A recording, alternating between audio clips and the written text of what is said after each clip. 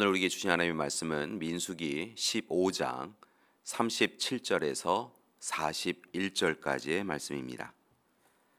여호와께서 모세에게 말씀하여 이르시되 이스라엘 자손에게 명령하여 대대로 그들의 옷단귀에 술을 만들고 청색건을 그 귀에 술에 더하라.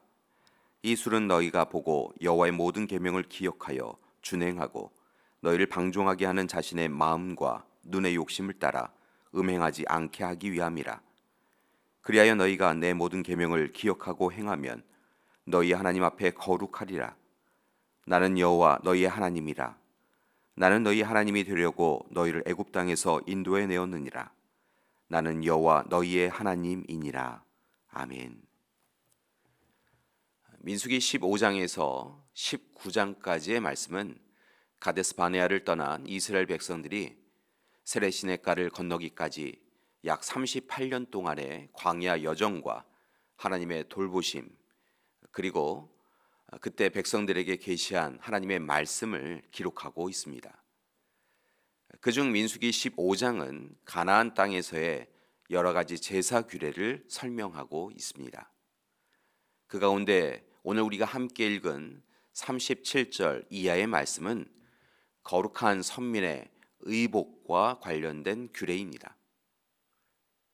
즉 하나님께서 모세를 통하여 백성들에게 하나님 말씀을 온전히 기억하여 지킬 수 있도록 그들 의복에 옷단 귀에 술을 달도록 명령하셨습니다. 38절의 말씀을 보니까 그들의 옷단 귀에 술을 만들고 청색건을 그 귀의 술에 더하라 라고 말씀하십니다. 여기에서 옷, 보통 이 베게드라고 하는 이 옷은 이스라엘 사람들이 걸치던 일상 외투를 의미합니다. 이 베게드는 캐스트, 즉 통으로 되고 앞 뒷면이 분리된 의복인 겉옷으로 표현되기도 합니다. 이 겉옷은 여행자나 가난한 이들에게는 유사시에 이불로도 사용되었습니다. 하나님께서는 베게드 옷의 4개의 모서리 끝간에 청자색 실로 술을 달라라고 요구하십니다.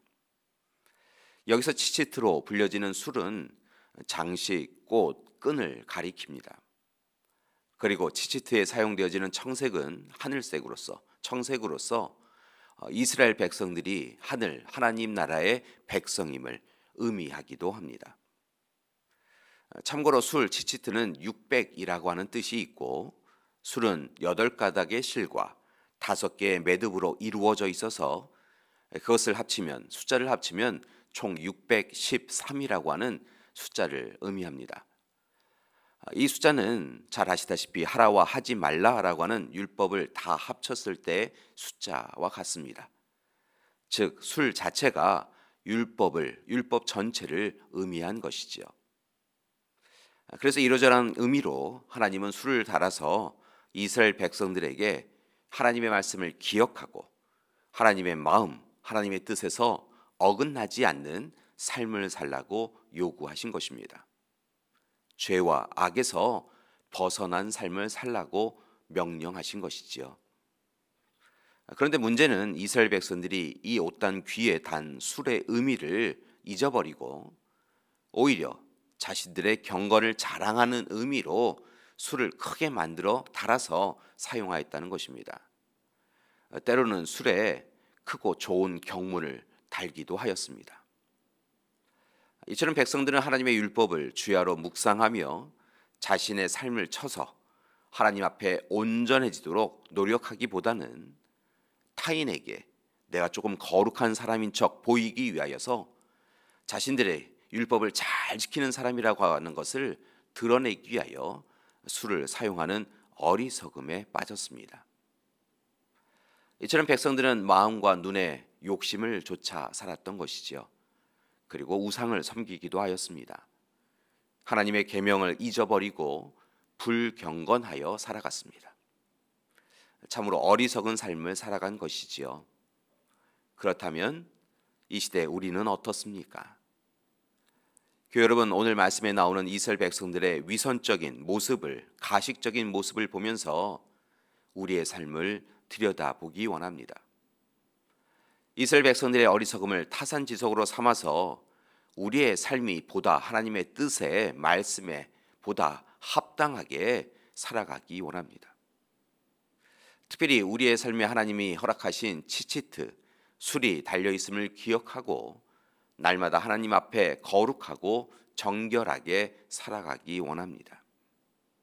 이를 위하여 예수 그리스도께서 우리에게 허락하여 주신 십자가의 사랑을 기억하고 또한 그 은혜에 감사하며 부끄러움이 없는 삶을 살기 원합니다. 특별히 경계할 것은 형식화, 화석화 되어버린 옷의 술처럼 하나님이 우리에게 주신 말씀, 계명, 복음을 외면하고 회피하며 살아서는 안 될 것입니다. 하나님의 사람이라고 하면서 하나님 없이 살아서는 안 됩니다. 하나님의 뜻대로 산다고 하면서 하나님의 말씀을 자신의 유익에 맞추어서 오해하거나 왜곡하여서도 안 됩니다. 사람에게 보이기 위하여 하나님을 외면하는 삶을 살아서도 안 될 줄 믿습니다. 온전히 하나님의 말씀을 제대로 깨닫고 그 말씀에 철저히 순종해야 합니다. 이를 위하여 우리는 다시 힘을 기울여서 하나님의 말씀을 읽고 듣고 묵상하며 하나님이 주시는 말씀의 뜻을 온전히 깨달아야 하며 또한 실천해야 합니다. 말 그대로 말씀이 이끄는 삶을, 하나님의 말씀이 우리의 삶을 이끌어가는 삶을 살아야 합니다. 이를 위하여 오늘 부탁드릴 것은 날마다 하나님을 만나시라는 것입니다. 하나님과 올바른 관계를 다시 맺으셔야 합니다. 하나님이 우선되는 삶을 사셔야 합니다. 하나님 앞에 거룩하고 정결하게 살아야 합니다. 반면에 하나님 앞에서 범죄해서는 안 됩니다. 탐욕과 욕망을 주장해서도 안 됩니다. 오직 마음, 뜻, 힘을 다하여 하나님을 바라보고 이제부터는 하나님의 뜻에 순종해야 될 줄 믿습니다. 교회 여러분, 바라기는 오늘 하루도 거룩한 존재로서 하나님과 동행하며 하나님께서 기뻐하시는 삶을 살아가시기 바랍니다. 하나님께서 오늘도 우리의 믿음의 가족들의 삶에 찾아오셔서 한 걸음 한 걸음 인도해 주실 줄 믿습니다. 함께 기도하시겠습니다. 사랑의 하나님, 오늘 허락하여 주신 약속의 말씀을 붙잡고 우리의 삶은 어디에 있는가라고 하는 것을 살펴봅니다. 옷단 귀에 술을 달라라고 이야기하시며 그 술을 바라보며 하나님의 말씀으로 가까이 온전하게 실천하며 살아가기를 원하셨던 하나님 말씀, 그 말씀을 이제 우리도 붙잡고 우리의 삶에 허락하여 주신 옥단 귀의 술, 하나님의 말씀 바라보며 오직 하나님 뜻대로만 살아가는 우리 되게 하여 주시옵소서. 말씀이 이끄는 삶을 살게 하여 주시옵소서. 하나님, 날마다 하나님의 뜻, 마음 헤아리며 온전히 하나님이 기뻐하시는 삶 살게 하여 주시옵소서. 이제는 우리 주 예수 그리스도의 은혜와 하나님의 사랑하심과 성령님의 도우시고 함께 하시는 귀한 역사가 오늘 이 시간 하나님 허락하여 주신 말씀 붙잡고 말씀이 이끌어가는 삶을 살겠습니다 결단하고 다짐하는 우리 믿음의 가족들 위해 지금부터 영원토록 함께 하시기를 간절히 축원하옵나이다. 아멘.